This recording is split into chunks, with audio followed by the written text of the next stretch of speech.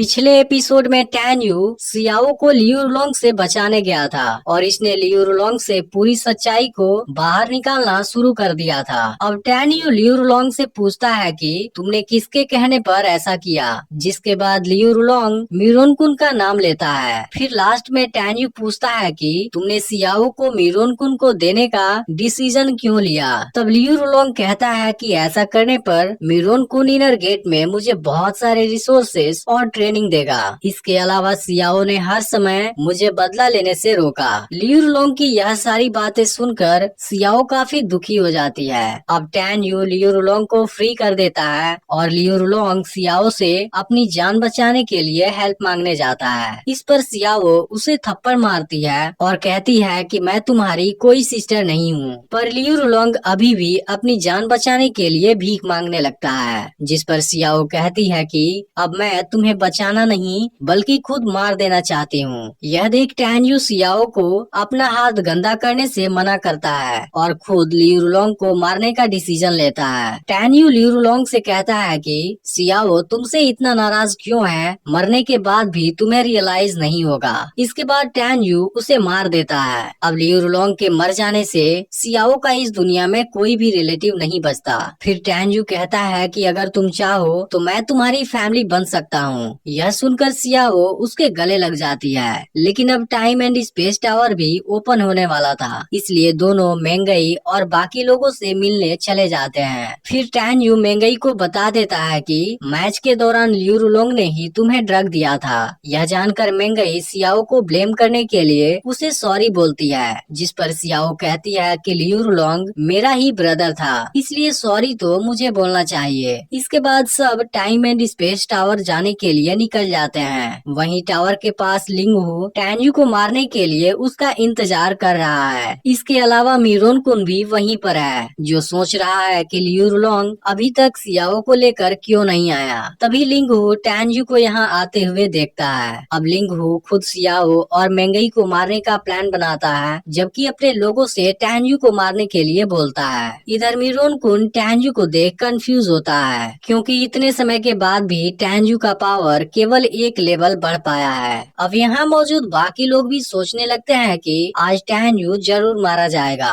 क्योंकि वह foetal soul realm के केवल पहले लेवल पर पहुँच पाया है। वहीं मेंगई घबराने लगती है। तब टैन यू कहता है कि तुम्हें डरने की जरूरत नहीं है, मैं खुद अकेले ही उनके लिए काफी हूँ। मैंने सीक्रेट मेथड से अपने रिल्म को छुपाया हुआ है। अब टैन यू जैसे ही नीचे आता है, लिंगहू और मिरोन कुन अपने लोगों से इन्हें घेर लेने के लिए बोलते हैं। फिर मिरोन कुन मेंगई से कहता है कि तुम मेरी बन जाओ, मैं तुम्हें कुछ नहीं करूँगा, जिस पर मेंगई गुस्सा होकर उसे मना कर देती है। अब लिंगहू सियाओ को अपने साइड बुलाता है और कहता है कि वहाँ खतरा है, जिस पर सियाओ मना कर देती है और कहती है कि मैं एक पावरफुल सिक्योरिटी में हूँ, जिसे आज से पहले कभी भी फील नहीं किया। टैन यू मिरोन कुन और लिंगहू के लोगों को मारना नहीं चाहता, इसलिए उन्हें अपनी जान बचाने के लिए एक मौका देता है। लेकिन यह सुनकर सब टैन यू का मजाक उड़ाने लगते हैं, क्योंकि इन्हें लगता है कि टैन यू की पावर इनसे काफी लो लेवल वाली है, जबकि असल में ऐसा नहीं होता। अब मिरोन कुन और लिंगहू अपने लोगों से टैन यू पर अटैक करने के लिए बोल देते हैं। यह देख टैन यू तुरंत ही वहाँ पर एक पावरफुल प्रोटेक्शन फॉर्मेशन बना देता है, जिसके बाद मिरोन कुन और लिंगहू के लोग कुछ नहीं कर पाते। इसके बाद टैन यू अपनी तलवार नीचे रख देता है और अपने अंदर छुपे असली पावर को निकालने लगता है, जिसे देख सबके होश उड़ जाते हैं और अब कोई भी इसके सामने नहीं टिक पाता। टैन यू की पावर देख सियाओ जान जाती है कि टैन यू फिटल सोल रिल्म के 6वें लेवल पर पहुंच चुका है। अब टैन यू सभी को मारना शुरू कर देता है, जिसके बाद लिंगहू और बाकी लोग अपनी जान बचाने के लिए भागने लगते हैं। अब इतनी खतरनाक पावर को देख मिरोन कुन भी यहाँ से भागने लगता है, लेकिन तभी टैन यू इसे सामने से घेर लेता है और एक पावरफुल पंच मार देता है। इसके अलावा टैन यू इसे हवा में एक किक मारता है और नीचे गिरा देता है। फिर टैन यू लिंगहू को पकड़ने जाता है, जो अपनी जान बचाने के लिए यहाँ से भागने की कोशिश कर रहा था। टैन यू को अपने पीछे देख लिंगहू उस पर अटैक करता है, पर टैन यू अपनी फास्ट स्पीड से उसकी तलवार को ही पकड़ लेता है और डिस्ट्रॉय भी कर देता है। अब लिंगहू कुछ भी नहीं कर पाता और टैन यू उसे हवा में ही बहुत मारता है। अब टैन यू लिंगहू लिंगहू की गर्दन पकड़ लेता है और इसे तेज स्पीड से जमीन की तरफ लेकर आने लगता है। इस खतरनाक नजारे को देख सब काफी डर जाते हैं। अब लिंगहू अपनी जान बचाने के लिए टैन्यू की हर बात मानने को तैयार होता है, पर टैन्यू कहता है कि तुमने बहुत से लोगों को मुझे मारने भेजा था। इसके बाद टैन्यू उसे जमीन पर गिरा देता है। फिर टैन्यू लिंगहू को घसीटते हुए सबके सामने लाता है। अब लिंगहू अपनी जान बचाने के लिए हेल्प मांगने लगता है, पर ऐसा करने की कोई भी हिम्मत नहीं कर पाता। फिर टैन्यू मिरोन-कुन के पास आता है और कहता है कि सेक्ट में आने के बाद मुझे तुमसे कोई भी कंप्लेंट नहीं थी। अगर मेरी फिजिकल बॉडी स्ट्रांग नहीं होती तब मैं माउंटेन में ही गिरकर मर गया होता। इसके अलावा भी तुमने कई बार मुझे मारने की कोशिश की, पर मुझे बताओ कि मैंने तुम्हें कब परेशान किया। अब मिरोन-कुन अपनी गलती को एक्सेप्ट कर लेता है और उसे सॉरी बोलता है, लेकिन टैन्यू काफी गुस्से में होता है क्योंकि मिरोन-कुन ने मेंगई और सियाओ के बीच में भी गलतफहमी क्रिएट कर दी थी। अब मिरोन-कुन अपनी जान बचाने के लिए टैन्यू की हर बात मानने के लिए तैयार होता है, पर टैन्यू अपनी तलवार लेकर इस पर अटैक कर देता है। टैन्यू से अपने जान की भीख मांगने लगता है और कहता है कि मेरे ग्रैंडपा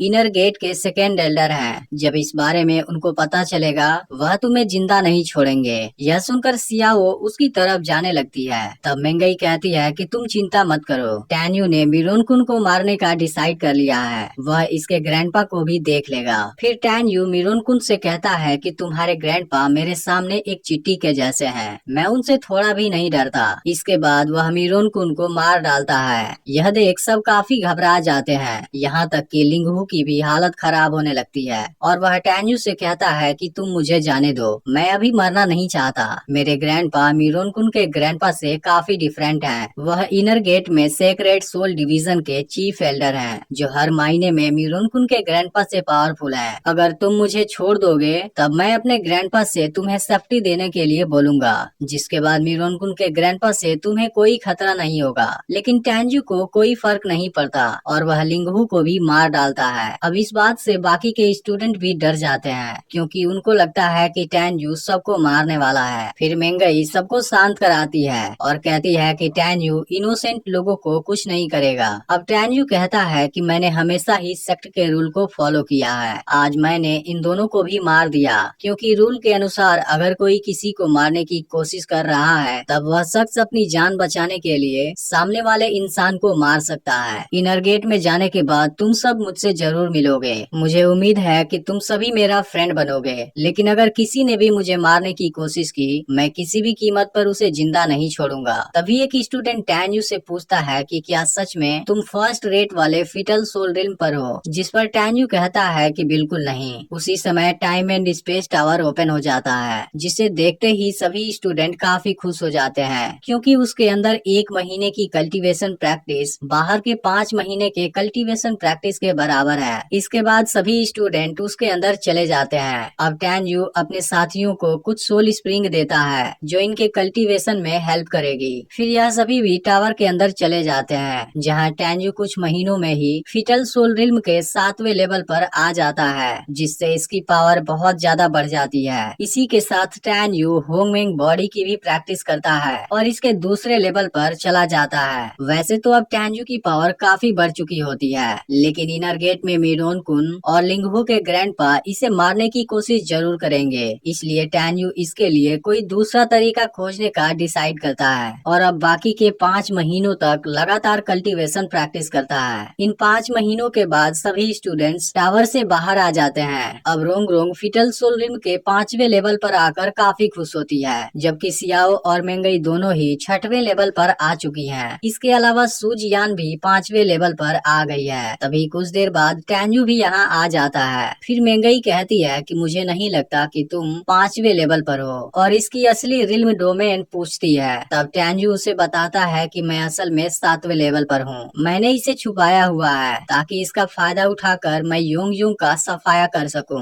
इस पर मेंगई कहती है कि तुम्हें योंग को हल्के में नहीं लेना चाहिए, वह आउटर गेट में लॉ एनफोर्समेंट एल्डर की पोजीशन पर है। तब टैन्यू कहता है कि योंगकोंग केवल 2 साल पहले ही 8वें लेवल पर आया है, जिसका मतलब है कि उसके पास कुछ खास पावर नहीं है। इस पर मेंगई कहती है कि मुझे उसकी चिंता नहीं है, लेकिन उसके पीछे बहुत सारे पावरफुल सपोर्टर्स हैं। उसके मरते ही वह सब उसका बदला जरूर लेंगे। तब टैन्यू कहता है कि मिरोन-कुन और लिंगहू के ग्रैंडपा उससे ज्यादा पावरफुल हैं, इसलिए तुम्हें उसके बारे में चिंता छोड़ देनी चाहिए। तभी टावर का एग्जिट गेट ओपन हो जाता है, जिसके बाद सब यहाँ से जाने लगते हैं। जब इनके अलावा यहाँ कोई नहीं होता, तब सियाओ टैन्यू का असली डोमेन पूछती है और टैन्यू उसे बता देता है। फिर यह सब कहने लगते हैं कि तुमने हमें जो कल्टीवेशन मेथड की ट्रेनिंग दी थी वो हमें ज्यादा समझ नहीं आई थी। तब टैन्यू कहता है कि बाद में मैं इसे पूरा सिखा दूंगा। इसके बाद सब यहाँ से चले जाते हैं। वहीं सेक्ट में सभी एल्डर स्टूडेंट्स के बाहर आने का वेट कर रहे हैं, जहाँ योंगकुंग को पूरा यकीन होता है कि लियू लॉन्ग ही सभी स्टूडेंट में बेस्ट होगा।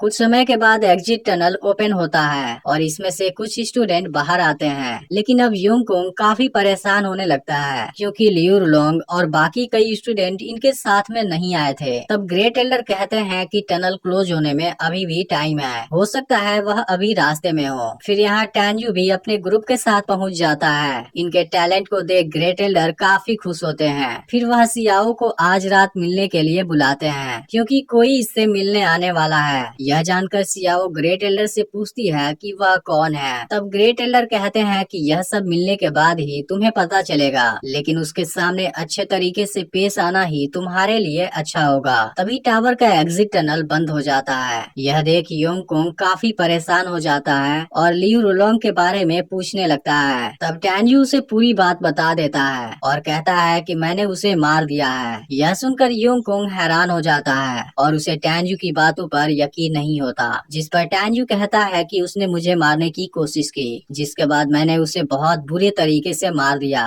वहीं दो स्टूडेंट बात करते हैं कि टैन्यू जानबूझकर योंगकुंग को गुस्सा क्यों दिला रहा है। इसे पता था कि लियू लॉन्ग योंगकुंग का एडॉप्टिव सन था, लेकिन फिर भी इसने जानबूझकर उसे मार दिया। अब योंगकुंग टैन्यू पर काफी गुस्सा होने लगता है और इसे मारने की बात करने लगता है। इसके आगे के 2 एपिसोड